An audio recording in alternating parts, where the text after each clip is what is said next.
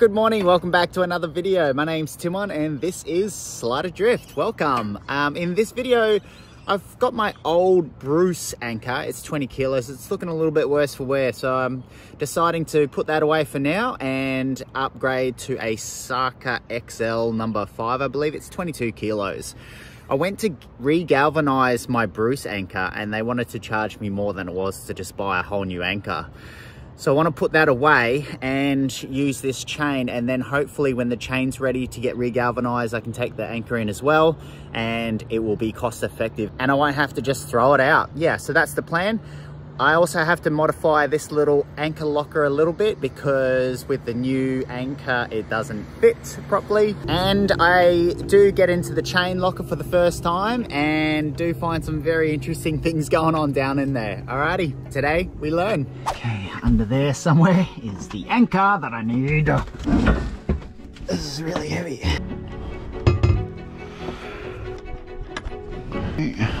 Most of it looks in pretty good nick. I have never pulled all this out, so it'll be interesting to see how much chain I actually have.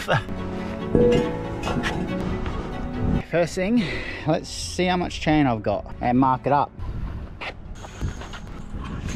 Perfectly in between one of these sections of the pontoon is actually 10 meters, so that's nice and easy for me. I have to literally pull it out here. There's no way of free spooling it, not that I know of anyway. 10, 20, 30, 40, 50, 60, and that's got to be 70. Let's go see what it's actually attached to. What the shit is this thing? Oh. Okay, nothing. It's attached to nothing. I'm definitely gonna have to fix this down to something, which is a pain in the ass because this is a tight little spot. Far out. Yeah, I don't really know what I'm gonna do here. The forbidden locker, where all the stuff that I have no use for right now goes. Okay, it's kind of hard for me to film in here. Westerly winds today. It's quite cold. Okay, if you can see there, I've got this plate on this side. There is that little shackle that I've put down there. I had no idea about all this, but that is actually called the bitter end, which I kind of like that name.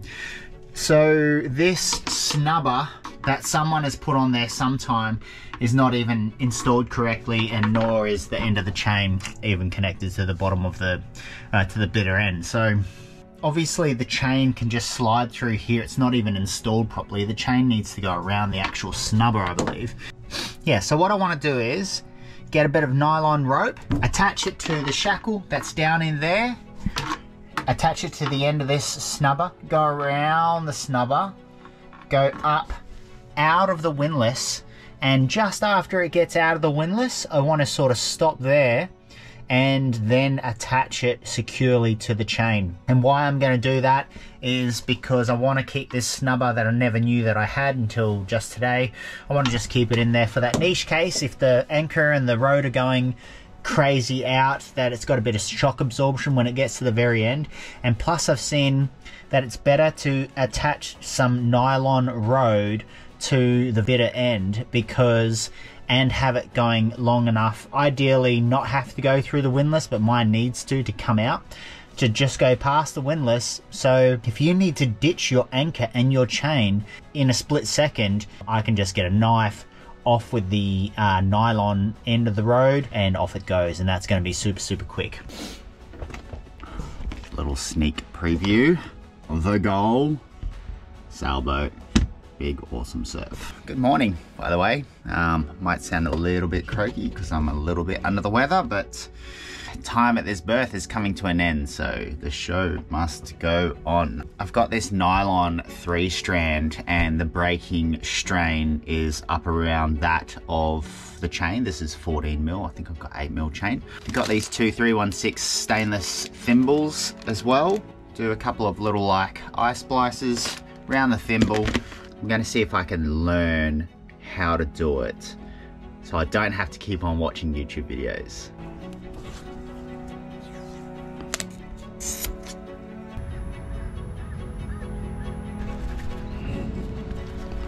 Temp number 1 with a little bit of red tape, and temp number 2 is this one. Hey. They look a little bit different, hey? Whoops. I have no doubt that's going to hold though, so I can't be bothered redoing it. But yeah, I will leave a link to the website that I used. I watched a couple of videos and always seem to struggle. I think pictures can do a lot more, so I'll leave a link to the website that I found that just goes through them step by step. That actually worked for me.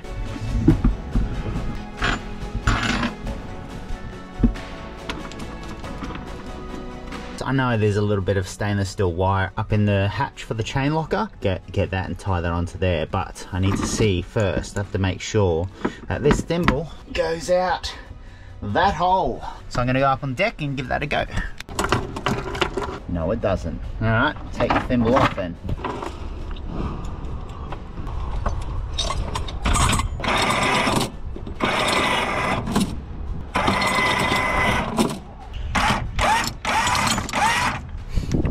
Works really well. It's a little bit windy out there, so I'll try and explain this while I'm in here. What I've had so far is just some cable ties around every 10 meters. One cable tie for 10 meters, 2 cable ties for 20 meters, blah, blah, blah, blah, blah.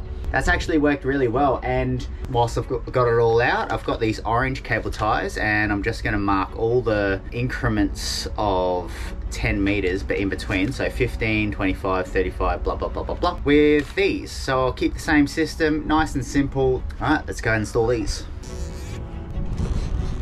Okay, that's all taken care of now. From 65 onwards, if you guys can see that, where it runs every foot, every half foot, half foot, half foot, and then every 3 lengths to let me know that I'm getting to the end. That's 20 kilo, and I believe that is 22.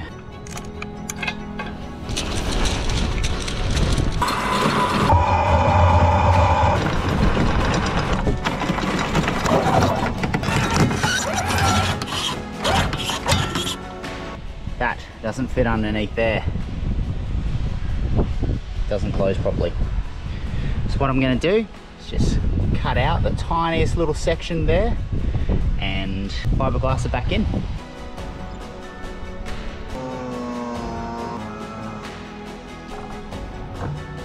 So I've managed, this is still wet and malleable, I've managed to just get the curve with a little bit of fiberglass and epoxy, and now whilst it's tacky I want to undo this hatch and see if I can fill the inside section and maybe get a little bit, do a little bit more just before the sun goes down, some more epoxy work. But that actually worked really well. I was wondering whether the fiberglass would keep its form, but it did.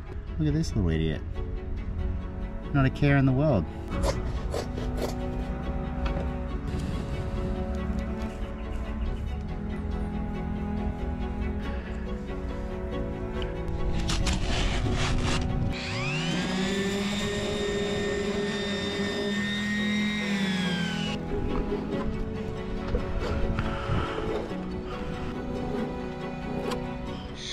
Clear the water is. Very cool here in the Tweed River. All right, I'm just gonna go show you guys the final product. This is him here. It is all nice and smooth now. I'm not gonna paint it yet because I've got a few other little bits to paint. I'm gonna do it all in one. Yep, fits nicely. And the anchor, you might be able to see that actually. The water's so clear. It's under my polarized sunglasses. There's the anchor in action. Oh, thrilling. Rightio, that's it for another video. Yeah, I've been on anchor for a week now and the thing hasn't budged, so it is awesome. The old one only dragged once anyway, so yeah, I was pretty happy with the Bruce as well. That's basically it. There's not too much more to say. Please like and subscribe. Have you checked what's inside your anchor locker? Do you know what your anchor is connected to at the bitter end? It might be time to check. Okay, bye.